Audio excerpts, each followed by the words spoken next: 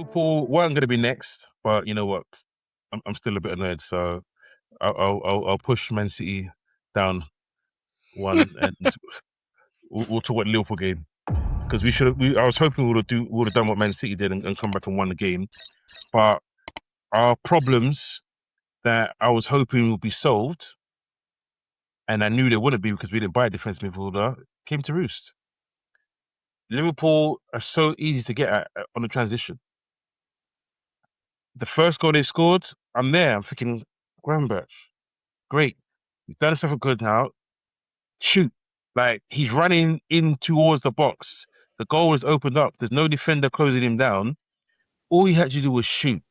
Find a corner, find your spot, shoot. And he tries a fancy square pass, which some people criticize Isak for. It was never getting to Isak because he played it behind Isak. And it was never had enough power in it or pace on it to get to Gakpo. So then what happens? Within 10 seconds, we've conceded. And why is that? Because our number 6 is at the edge of their box shooting and no one's covering. And my issue with Liverpool is we're the only team, people say we've got Endo, but you can't class him, he's 33. He's not an elite player or a top centre-back, defensive midfielder. We're the only team in the Premier League, including newly promoted Premier League, that doesn't have a defensive midfielder or a midfielder that thinks defence first. That thinks, you know what, teams have gone forward. What happens if something goes wrong? Because invariably, that's how we can see goals. The what ifs. The what ifs become goals. So that annoyed me from the jump. Because then we started off okay, possession-wise, but then Newcastle can just sit and counter-attack all game because they're 1-0 up. And it makes it an easy game for them. They played well. I'm not going to knock them. They played well. Considering what they've been through, new manager, after manager quits, losing pretty much the spine of their team, or towards the top end anyway. Still not recovering from last year's attackers leaving. But I give them credit. Wissa played well. Probably should have got sent off, but that would have been soft. That yellow card with a trip, he was trying to pull out of it. So it's just poor. And then to hear at the end of the game, Iraola intimate that, basically because he's been told that he's not going to get in the defensive midfielder. No, we're going to be fine without signing any more midfielders. Like, it feels like we're going to be in a world of pain because apparently his pressing system is going to mask the fact that we don't have any defensive-minded midfielders.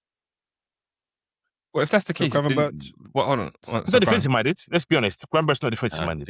He's an 8. He's not a 6. Yeah, bro. Yeah, I suppose so. And because if that's the case, then you can't have him so high up the pitch. There's got to be cover. Then you're having a high line, and you're going to be running the same mistakes or the same problems that you had in this game.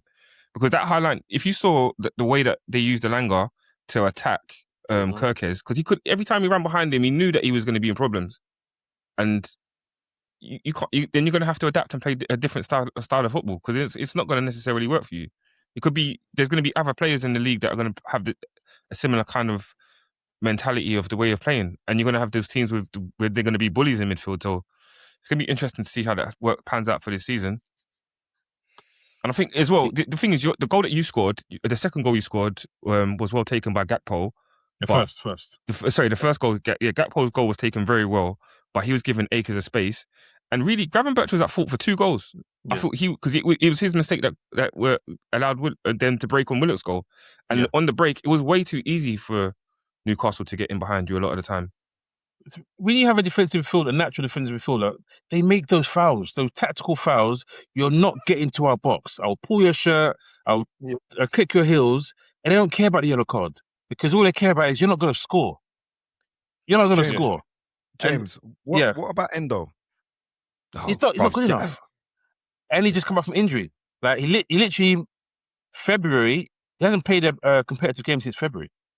He done his ankle knee in February, came back towards the end, then injured himself before the World Cup, so he missed the World Cup. But really and truly, he's 33. He was supposed to be a stopgap. He was supposed to be a stopgap, and he is stopped. And he said, "I'm not leaving." That's the problem. Liverpool have opened for him to leave. He said, "I'm seeing out my contract. Liverpool's my dream club, so I don't blame him. It's not his fault." So have you got anyone at the other age range? Any of the youth team? Because obviously Unfortunately, no. you look like you're Not relying on some of your youth players already this season. not proper DMs, right? We've got Nyoni. He's said about him before. He's 19. He's a good passer, but he is sharper defensively. But we've only seen that preseason. Preseason is a whole other ball game. In preseason, he looked more switched on than the others did. But that's not real football in terms of it's not competitive. Are we gonna entrust him, which we might have to run that? I don't know. Bro, but from preseason, he looks like the yeah. You got to try it though, James. I know to. what you're saying. You're in a catch-22 situation, right? Because obviously, me personally, I feel like Gravenberch, you could probably deploy him in a double pivot scenario, but you can't have him as your singular. He's in a double. He's in a double. Yeah. All right. No. So with Nyoni, I feel like him next to Gravenberch, I don't see why that couldn't work. It wouldn't be that though. It wouldn't be that. That's the problem. It won't be that. It will be him and Szoboszlai. Right now, because there's Wirtz and like I've said it to you guys before, I don't think Wirtz, Szoboszlai and Gravenberch works. And that's what's going to be the first choice. Yeah, so it wouldn't be. I agree. It probably would be better with Nyoni and Gravenberch. But what do you do with Wirtz? You guys obviously will say drop him, but he's not going to do that. He's not. Not straight away. His job is to make it work. You spent this money on Wirtz and Isak. There's talk that they've been training together. Like in training sessions, they're a double act in training sessions. That's how it's working to try and get them together. So listen. I'm praying that it's gonna work somehow. Because even McAllister's come in and he might be a difference maker because he has got a bit of nasty about him. He will do those tackles, but is he quick enough to catch up to anybody to make those tackles? It's going to be my problem. He might not be. Listen, before I let you guys say from one, listen, they've already said in the comments, Liverpool cooked. Havana says Liverpool cooked. Let's keep it a buck. MTech says Liverpool should buy Tyler Adams. He'd be improvement in terms of mentality, yes, but there's other guys out there that I think are better that we should be looking at. Vicky says Liverpool looked like they had just played a whole season. AKMC FC says it's mental how Liverpool being that ain't had a DM since Fabinho, and I agree it is mental, but I've been saying it since he left that we need one. MKMC is saying grab Gavi. Yeah, right. Grab Gavi from Barca. He already doesn't start now. There's no way Gavi's leaving that team, bruv. Yeah, but he doesn't start, bruv. So it's not like out of reach. He won't leave there. Those kids there that love that club, unless they get kicked out, they're not leaving. And he loves that club. He's not getting.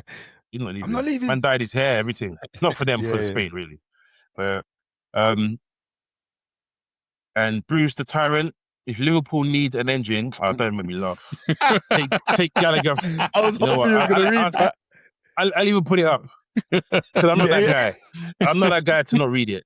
Liverpool need an engine. Take Gallagher for free of charge. No thanks. No thanks. Give me Tottenham's youngest ever captain. I'll take that instead. Well, Archie Gray as your DM. I'll take him over Gallagher. I don't want either as a DM. But I'll take him over Gallagher. Would you take Archie Gray as your fourth captain? I like Archie Gray, to be honest. I think he's a good youngster. Would you put him as your fourth captain? That's another story. Fifth captain. Is it fifth? Potato, boy. The thing is, though, as bad as it was today, we did that last season as well, yeah? We had multiple captains. He was in relegation battle. Bro, and the season before, so was you, so shut up. No, bro, you just said last season. That's what we were talking about. And I was only responding to what you said. So was you, innit? It's a family show, remember that, yeah? No, I was just going to say that, like, as bad as it was in certain parts in that game, it was still Newcastle, and we know that Newcastle got a thing about not wanting to beat Liverpool and struggling to beat Liverpool. And then Newcastle did Newcastle things with 30 seconds to go. You called it as well. Yeah. I'm telling you. So Newcastle. Do you know what? Listen to penalty. Because people try to say it wasn't a penalty. Yeah, it's a penalty. It's unfortunate. It's accidental, but it's a pen. It's a pen. It's a pen. He's got nowhere near the ball. He's clattered into the player. That's a pen these days, man. I feel like the player went into him, to be honest. Do you know what? Listening to James, I forgot it was a draw, you know, because after listening to James... I know you forgot it was a draw because, but let's be honest, the way the teams are, we should still possibly have won that game. Like, it's all new for Newcastle in terms of the preseason being fully disrupted. I think the draw was it's a Kevin Keegan thing, you know. The whole Kevin Keegan thing at the beginning, it was big. God rest his soul. It was a great memorial. There was great stuff done for him. And it gave them that extra, we can't disappoint the crowd. The crowd were buzzing. The players grew an extra 5 centimeters height-wise. Literally. So, it definitely was hostile. Like, even Szoboszlai, the penalty, no one's saving that. No one's saving that. He said he couldn't even hear anything. The referee blew the whistle, and he said, I had to look at him to say, can I take it? And he's like, yeah, I've learned the whistle. Wow, so that extra, he just roofed it. There's people saying Isak should have taken it. Listen, yes, he was bought for 125 million, but if I've got Isak, that has a 72% conversion record for penalties, and I've got Szoboszlai, that's 90%. Come on. I'm taking Szoboszlai every day of the week. You got Gakpo, that's 92%. I'm taking him. Oh, really? Yeah. Gakpo's got 92%. He's missed one penalty in his career. And you've got McAllister's 90%. So, sorry, I don't care if you cost 125 million. You've got 3 guys that are 90% plus. You're fourth choice, bro. Plus, you're not playing you're not playing the occasion, innit? You're not playing the occasion, bro. You just he didn't play well. Bro. He didn't play well. People are saying that for the confidence thing, though, innit? That's what it is. Yeah. So, AKMC says every time Isak touched the ball, the stadium went mental. Yeah, it did. It did, yeah. It did go mental. But he didn't stink the place out, but we know he can play better. Mm-hmm. The one on his left foot in the middle of the goal, he's got to hit the target, and he skied it. He skied it, man. So listen, I expect better from him as the season goes on, and I know for sure we will get better as the season goes on. But yeah, I know it sounded doom and gloom, but I think 2-2 was a fair result. I don't think Newcastle did enough to win it, and we certainly didn't. But I don't think we deserve to lose that game, if I'm being honest. We were up on XG, up on shots, up on corners, up on every possession. We didn't deserve to lose that game. So I'll take the point and keep our run. I was really writing, it's our first defeat at home since Tottenham in 2012. Not home, sorry, first day of the season since Tottenham in 2012. That's the last time we lost the first game of the season. So the 14 games continues. But we move.